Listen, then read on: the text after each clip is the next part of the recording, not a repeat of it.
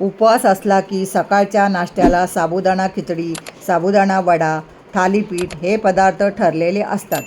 पण हे खाऊन झाले की दुपारसाठी काय वेगळा फराळ बनवायचा की जेणेकरून संध्याकाळपर्यंत पोट छान भरलेले राहील. तर ह्याचसाठी करायला सोपी, अप्रतिम चवीची, स्वादिष्ट अशा आषाढी एकादशीच्या स्पेशल थाळीच्या रेसिपीला झटपट सुरुवात करूया. सर्वात आधी उपासाची भाकरी बनवून घेऊ. त्यासाठी मी 1 वाटी वरीचे पीठ, पाणी, मीठ, तूप घेतले आहे. तसेच पाव वाटी पीठ भाकरी लाटण्यासाठी वेगळे काढून ठेवले आहे. पिठाची उकड काढण्यासाठी पातेल्यात 1.5 वाटी पाणी घालून घेऊ. त्या पाण्यात चिमूटभर मीठ, पाव चमचा साजूक तूप घालून पाण्याला चांगली उकळी आली की वरीचे पीठ घालून लगेच कालथ्याच्या मागच्या बाजूने पीठ पाण्यात चांगले मिक्स करून घेऊ. म्हणजे पिठाची गुठळी न होता पिठाला चांगली वाफ काढून घेऊ. गॅस बारीक ठेवून कालथ्याने पीठ चांगले खालपासून हलवून घेऊ. पिठातून वाफ येताना दिसू लागली की लगेच गॅस बंद करून घेऊ. उकड काढून घेतलेले पीठ गरम आहे तर लगेचच पीठ ताटात काढून पसरवून घेऊ. म्हणजे पीठ थोडे गार होईल. पीठ थोडे कोमट झाले की झटपट हाताला पाणी लावून पीठ चांगले मळून घेऊ. पीठ जेवढे चांगले मळून घेऊ तेवढ्या पिठाला लवचिकपणा चांगला येतो. वरीच्या पिठाला चिकटपणा थोडा कमी असतो. त्यामुळे पीठ चांगले मळून घेतले की भाकऱ्या छान मऊसूत तयार होतात. तसेच पीठ छान मळून घेतले की भाकरी छान पातळ लाटता येते. इथे सर्व माझे पीठ मळून झाले आहे. पीठ मळून झाले की वेळ न घालवता भाकरी लाटून घेऊ. भाकरीच्या गोळ्याला थोडे सुके पीठ लावून भाकरी छान गोल गोल लाटत जाऊ. हलक्या हाताने लाटणे फिरवत पातळ अशी भाकरी लाटून घेऊ. मध्ये वाटले की भाकरी पोलपाटाला चिटकते तर थोडे सुके पीठ लावून घेऊ. तर बघा इथे पातळ भाकरी लाटून झाली आहे. आता अशाच पद्धतीने पिठाच्या गोळ्याला थोडे सुके पीठ लावून दुसरी पण भाकरी छान पातळ अशी लाटून घेऊ.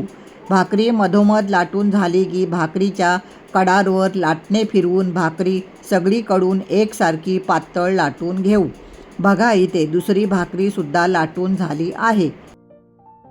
आत्ता भाकरी छान एकसारखी दिसावी म्हणून मी त्यांना अशी कट करून घेते. तर इथे छान गोल गरगरीत पातळ अशी भाकरी बनवून तयार झाली. ह्याच पद्धतीने दुसरी पण बनवलेली भाकरी गोल गरगरीत कट करून घेऊ. एकीकडे भाकरी भाजण्यासाठी तवा पण चांगला तापला आहे. गॅस मिडियम ठेवून तव्यावर भाकरी घालून घेऊ. वरून थोडा पाण्याचा हात फिरवून गॅस मोठा करून घेऊ.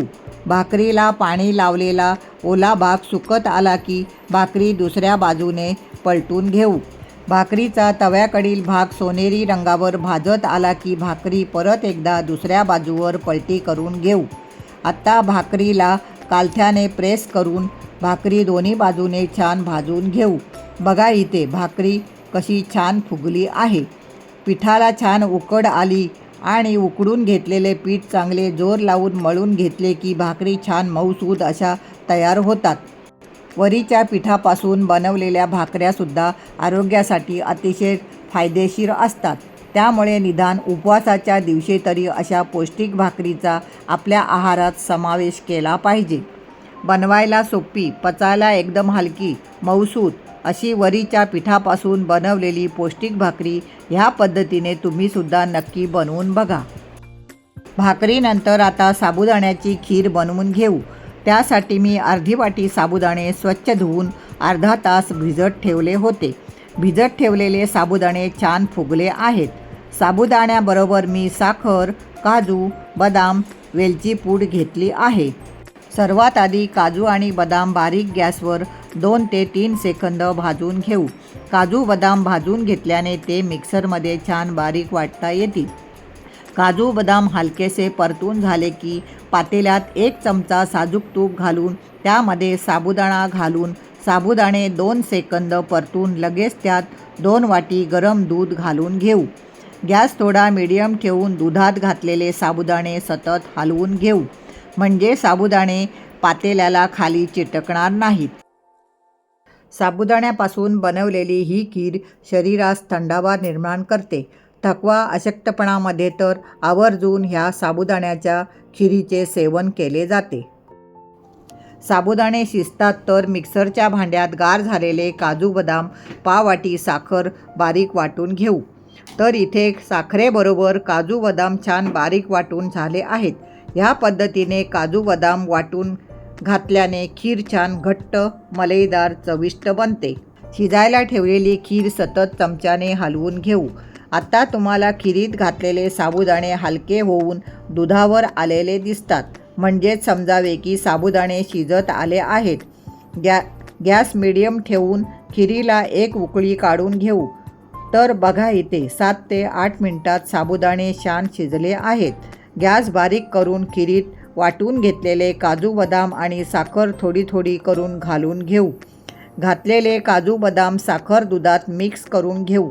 साखर बारीक वाटून घेतल्याने मिक्स व्हायला जास्त वेळ लागत नाही. आता परत एकदा राहिलेले सर्व साखर काजू बदाम पावडर खिरीत घालून मिक्स करून घेऊ. तसेच खिरीमध्ये थोडे केशर पण घालून घेऊ. याच वेळी तुम्हाला वाटले की खीर घट्ट झाली आहे तर तुम्ही खिरीत दूध वाढवू शकता. तर मी गॅस मिडियम करून खिरीला एक छान उकळी काढून घेते. एक उकळी काढून घेतले की गॅस बंद करून त्यात पाव चमचा वेलची पावडर घालून घेऊ. तर बघा इथे झटपट घट्ट मलईदार साबुदाणा खीर तयार झाली आहे.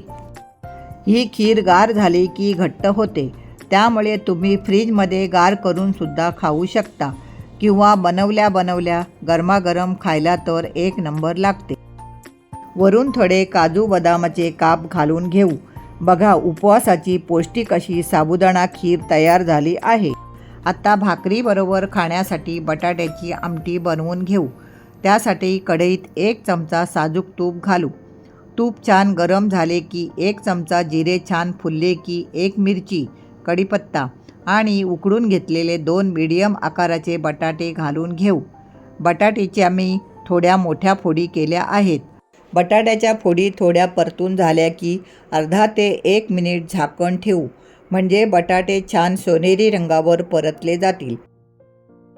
एका वाटीत 2 चमचे ताजे दही, त्यात 1 चमचा मिरची पावडर, 1 चमचा जिरेपूड आणि 1 चमचा शेंगदाण्याचा कूट घालून सर्व साहित्य मिक्स करून घेऊ. सर्व साहित्य दह्यात मिक्स करून झाले की त्यात अर्धी वाटी पाणी घालून पुन्हा एकदा सर्व मसाले दही चांगले मिक्स करून घेऊ. इथे बटाटे छान तुपावर परतून झाले आहेत. परत एकदा बटाटे थोडे चमच्याने हलवून घेऊ. आत्ता त्यात बनवून घेतलेला मसाला आणि अजून अर्धी वाटी पाणी घालून सर्व मसाले चांगले मिक्स करून घेऊ. तुम्हाला जर उपवासाला मिरची पावडर नसेल चालत तर तुम्ही हिरव्या मिरचीवर पण ही आमटी बनवू शकता. पुन्हा एकदा मी अर्धी वाटी पाणी घालून घेते. तुम्ही तुमच्या आवडीने ह्याच पद्धतीने प्रमाण वाढवू शकता. चवीनुसार मीठ आणि साखर घालून घेऊ. 5 ते 6 मिनिटे झाकण ठेवून आमटीला एक उकळी काढून घेऊ.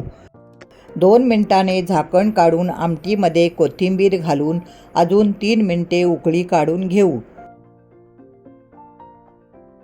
तर 3 मिनिटांनी बघा इथे छान रसरशीत उपवासाची बटाटा आमटी तयार झाली आहे.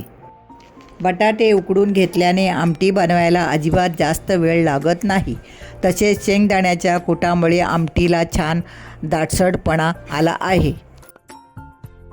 आत्ता वरीचा भात बनवण्यासाठी 1 वाटी वरीचे तांदूळ धुवून घेऊ. कुकरमध्ये 1 चमचा साजूक तूप गरम झाले की 1 चमचा जिरे मिरची घालून थोडे परतून घेऊ. लगेच त्यात पाव वाटी कच्चे शेंगदाणे घालून थोडे परतून लगेच त्यात धुवून घेतलेले वरीचे तांदूळ घालून 1 मिनिटे तुपावर तांदूळ भाजून घेऊ. तांदूळ भाजून झाले की कुकरवर झाकण ठेवून अजून 1 मिनिट वरीच्या तांदळाला वाफ काढून घेऊ. असे वरीचे तांदूळ छान परतून घेतले की भात छान मोकळा होतो. तसेच भात खाताना चविष्ट लागतो. 1 मिनिटाने झाकण काढून पुन्हा एकदा तांदूळ थोडे हलवून घेऊ. लगेच त्यात 2.5 वाटी गरम पाणी घालून घेऊ. भातात चवीनुसार मीठ घालून कुकरच्या 2 शिट्या काढून घेऊ. वरीचा भात पचायला हलका, उपवासात खाल्ल्याने पोट भरल्यासारखे राहते. तसेच शरीराला भरपूर ऊर्जा मिळते. कुकर होईपर्यंत शेंगदाणा आमटी बनवून घेऊ. मिक्सरच्या भांड्यात अर्धी वाटी शेंगदाणे, 1 तिखट मिरची, थोडी कोथिंबीर, थोडे पाणी घालून बारीक वाटून घेऊ. तर बघा इथे छान शेंगदाणे वाटून झाले आहेत. आत्ता त्यात 1 वाटी पाणी घालून मिक्स करून घेऊ. कढईमध्ये 1 चमचा साजूक तूप गरम झाले की अर्धा चमचा जिरे, कढीपत्ता, फोडणी छान तडतडली की त्यात वाटून घेतलेले शेंगदाणे घालून घेऊ. चवीनुसार मीठ, आवडीनुसार साखर घालून गॅस मोठा ठेवून 1 उकळी काढून घेऊ. शेंगदाणा आमटीला छान उकळी आली की गॅस बंद करून घेऊ. तर बघा इथे झटपट झणझणीत शेंगदाणा आमटी तयार झाली आहे. आमटी जास्त शिजवली तर ती घट्ट होईल. शेंगदाणा आमटी होईपर्यंत कुकर गार झाला आहे. तर बघा इथे उपवासाचा वरीचा भात छान तयार झाला आहे. तर मैत्रिणींनो, आजची आषाढी एकादशी स्पेशल थाळी तुम्हाला आवडली असेल तर नक्की तुम्हीसुद्धा ह्या पद्धतीने उपवासाची थाळी बनवून आषाढी एकादशीच्या उपवासाचा आनंद घ्या. रेसिपी आवडल्यास हा व्हिडिओ आपल्या मित्रमैत्रिणी नातेवाईकांना बरोबर शेअर करा, लाईक करा, कमेंट करा आणि तुमच्या सगळ्यांच्या आवडीच्या अन्नपूर्णा आजी चॅनलला नक्की सबस्क्राईब करा.